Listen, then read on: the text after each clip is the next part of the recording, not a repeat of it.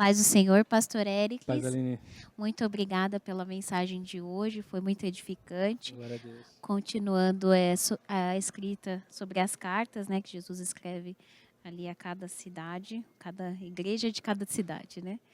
E hoje foi sobre a igreja de Filadélfia. Então, para quem está em casa, eu vou começar lendo a carta e depois nós vamos discorrer sobre o assunto. Está escrito no livro de Apocalipse, o capítulo é o 3, nós vamos ler do 7 ao 13. Começa assim. Ao anjo da igreja em Filadélfia, escreva: Estas são as palavras daquele que é santo e verdadeiro, que tem a chave de Davi. O que ele abre, ninguém pode fechar, e o que ele fecha, ninguém pode abrir. Conheço as suas obras. Eis que coloquei diante de você uma porta aberta que ninguém pode fechar.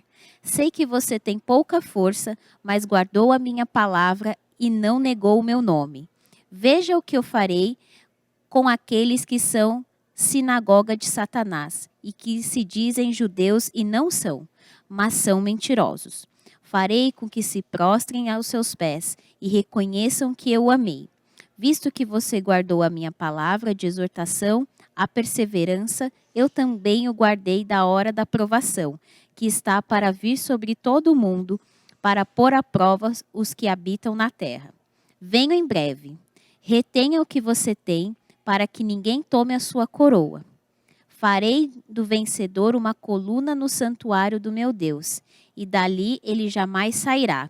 Escreverei nele o nome do meu Deus e o nome da cidade do meu Deus, a Nova Jerusalém, que desce dos céus da parte de Deus, e também escreverei nele o meu novo nome. Aquele que tem ouvidos, ouça o que o Espírito diz às igrejas.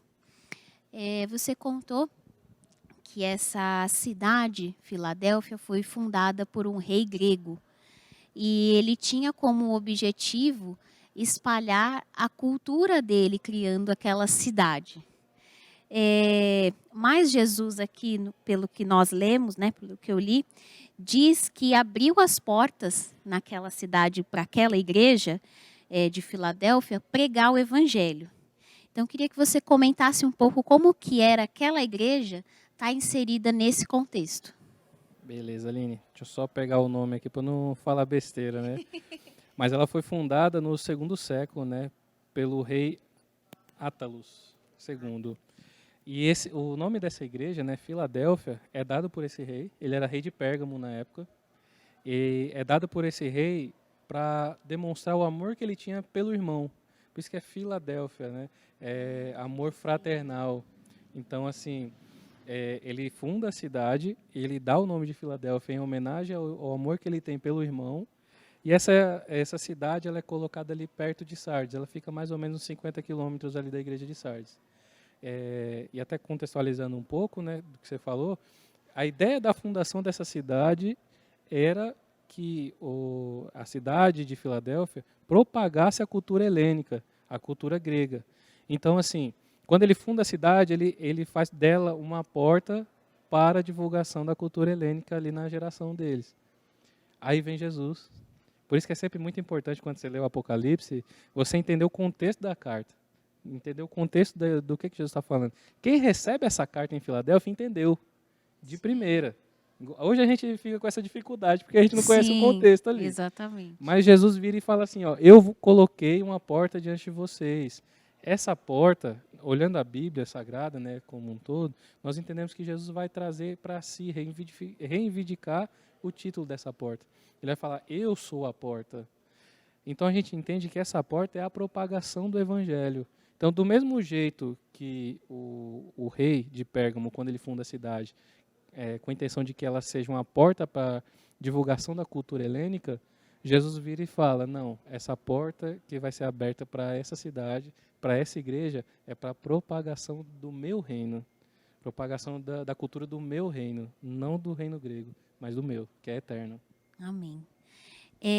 O curioso também dessa carta à igreja de Filadélfia é que é a única que Jesus não faz uma repreensão, né, uma correção.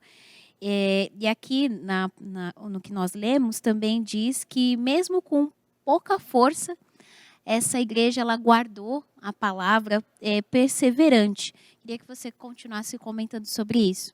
Amém. De fato, essa carta, a proposta principal dela é Jesus trazendo para essa igreja ânimo, força, para que eles persistissem. Tanto que você lê ali no versículo 10, ele fala assim, ó, porque guardaste a palavra da minha perseverança. Ou seja, mesmo eles sendo uma igreja fraca, o próprio Jesus vai reconhecer isso, que ele fala assim, eu sei que vocês são fracos.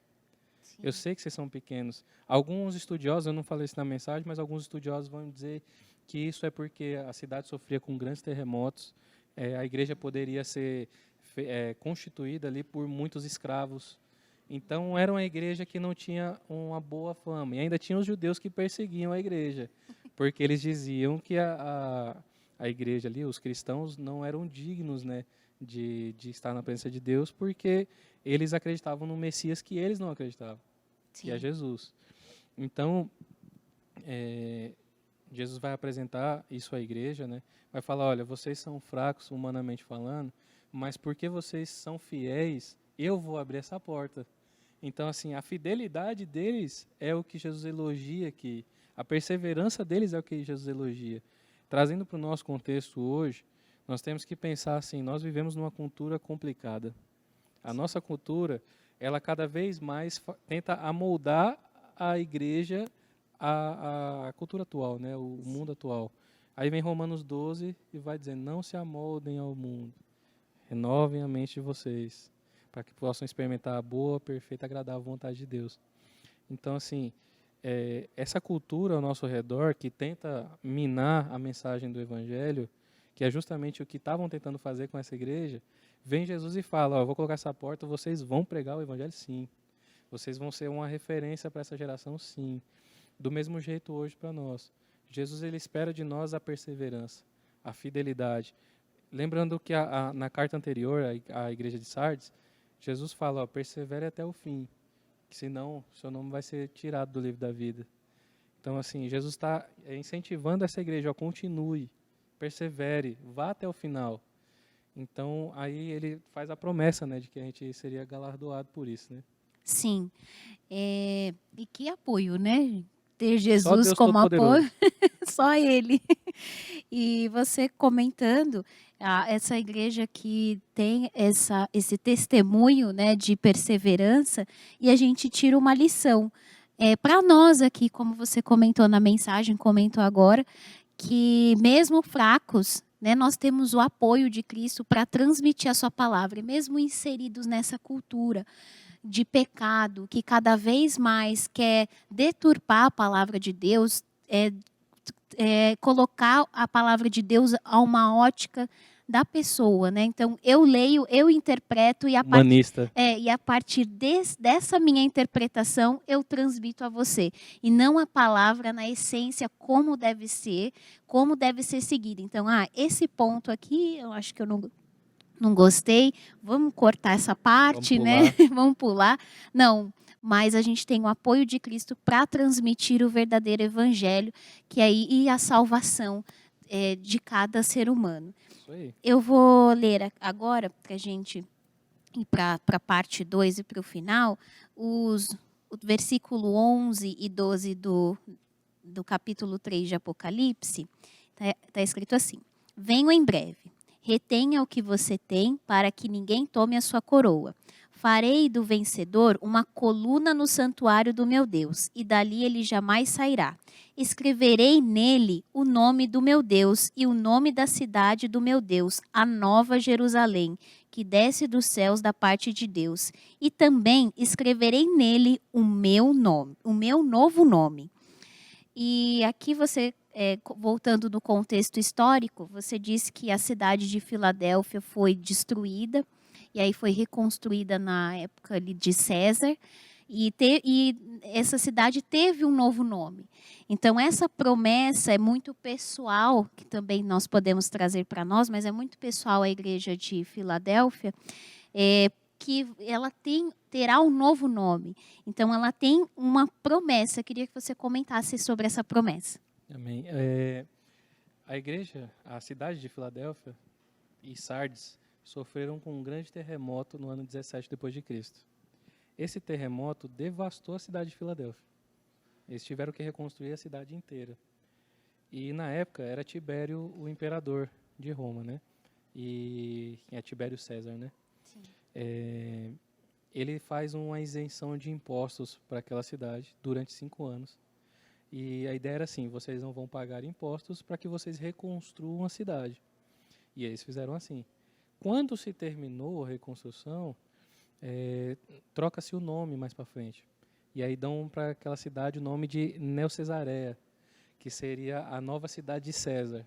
Ou seja, novamente, aquele ponto que a gente falou lá no início da série, sempre tentando trazer o homem para o centro. Sim. Sempre tentando trazer o humanismo exagerado. É óbvio que a Bíblia se importa com o ser humano. Isso é óbvio. Por isso você tem os mandamentos, não matará, não adulterará. Exatamente. E assim por diante. Mas a mensagem central do Evangelho não é o homem. A mensagem central do Evangelho é Jesus Cristo. Ele é o centro de tudo. E aí vem Jesus e fala assim para a igreja de Filadélfia, olha, eles entenderam desse jeito, pelo menos, né, que a gente pensa hoje. A cidade teve um nome trocado, colocaram o nome do imperador. Mas, quando vocês forem resgatados, né, quando chegar o fim, eu vou dar um novo nome para vocês. E ele fala o meu novo nome. E é o meu novo nome. Não vai ser o nome de homens que são falhos, que são pecadores, que têm suas dificuldades também, mas é o meu. Porque é como a humanidade deveria ter sido desde o princípio, como Deus no centro de tudo, né? E não sei se você vai falar da coluna. Não, pode continuar. E aí ele faz a promessa da coluna no santuário de Deus também. Fala assim, ó, ao vencedor ele se tornará coluna no santuário de Deus, que é a Nova Jerusalém. Essa coluna é muito importante para a igreja também. No contexto da cidade, como tinha muito terremoto, até tendas do lado de fora eram montadas. As pessoas, às vezes, preferiam morar do lado de fora da cidade, numa tenda, para não correr o risco de ter um desabamento e ela morrer ali. Então, era uma cidade que sofria muito com isso. Aí vem Jesus e fala assim, olha, naquele dia, vocês vão ser colocados como colunas no reino de Deus, inabalável. Vai ser um reino que vai ser inabalável. Vocês não vão ter mais que se preocupar com isso. Porque no meu reino, tudo é firme. É tudo firmado na rocha, que é Jesus. Exatamente. E aqui a gente identifica uma mensagem, né? Claro que a palavra de Deus ela sempre se renova e a gente consegue trazer várias mensagens, mas hoje o foco foi o avanço na evangelização que você comentou. Porque essa perseverança, essa propagação do evangelho, essa firmeza, essa fé, ela tem uma recompensa, esse novo nome, essa nova vida. Então, é uma promessa, é algo que vem, uma cobrança, né? Mas que vem uma promessa e que você tem Jesus, né? Você em casa tem Jesus, nós aqui temos Jesus ao nosso lado para permanecermos firmes. Então, quero que você dê as palavras finais e faça uma oração para nós. Bom, como eu falei aqui, o tema principal dessa carta é permaneça firme e continue na evangelização, né? Continue, não pare. Até dá para lembrar eu lembrei de um filme que eu assisti, foi o primeiro filme que eu assisti no cinema, foi o Procurando Nemo. Continue a nadar. Continue a nadar. Tinha um peixinho lá chamado Adore. E ela tinha uma música que ela sempre cantava quando ela se sentia desanimada. Continue a nadar, continue a nadar. É a mesma coisa que Jesus está fazendo aqui com essa igreja. Está falando para eles, continue a nadar, continue a fazer a obra de Deus, né? Continue a fazer a minha obra. Não desista, não pare, né? Resista, né? Continue firme ali com a palavra da perseverança, como ele mesmo vai dizer. Então, assim, a mensagem central dessa carta é permaneça firme e avance na evangelização do mundo. Porque com certeza você tem alguém que você conhece que não conhece a Jesus. E a responsabilidade de quem? É a responsabilidade de quem ministrar o evangelho? Quem foi inserido naquele lugar, né? Você onde você está é um missionário. Sim. Não tem como fugir disso. Não tem como eu ser cristão e me desassociar da principal função do cristianismo, que é a evangelização. Então, meu irmão, minha irmã que está nos ouvindo, continue a nadar. Continue a nadar. Fique firme e continue pregando o evangelho. Nós cremos que nós veremos a IAP ainda conquistando muita gente para Jesus. Amém. E isso vai se dar através dos membros, né? Amém. Não só dos pastores, não Sim. só dos diáconos, mas o membro que está aqui sentado no banco, está ouvindo a mensagem, mas em casa ele prega o evangelho para sua família, na escola ele prega o evangelho, na faculdade, no trabalho. E assim a gente crê que o reino de Deus vai avançar até que ele venha. Amém. Amém? Vamos fazer uma oração então? Vamos. Senhor Jesus, nós te agradecemos pela sua graça, Senhor, pelo teu sacrifício. Nós queremos que o Senhor tenha colocado portas no nosso dia a dia, para que a gente possa pregar o evangelho. Nós queremos que no trabalho, em casa, na escola, na faculdade, em qualquer lugar, nós temos oportunidades para pregar o evangelho do Senhor. Ainda que às vezes debaixo de perseguição, de uma certa opressão, de uma pressão da nossa cultura, dizendo que a gente tem que viver em torno do nosso próprio umbigo, Senhor. Mas a tua mensagem, Senhor, é que o reino vem em primeiro lugar. Então, Senhor, em nome de Jesus, que quem está assistindo esse vídeo, que a nossa igreja possa, Senhor, continuar permanecendo firme e evangelizando para a honra e glória do teu santo nome. Amém. Amém. Obrigado. Obrigada. Até a próxima. Até. Hoje eu não estou como apresentador, estou como entrevistado. É. Gente, até a próxima quarta-feira, se Deus quiser. Até.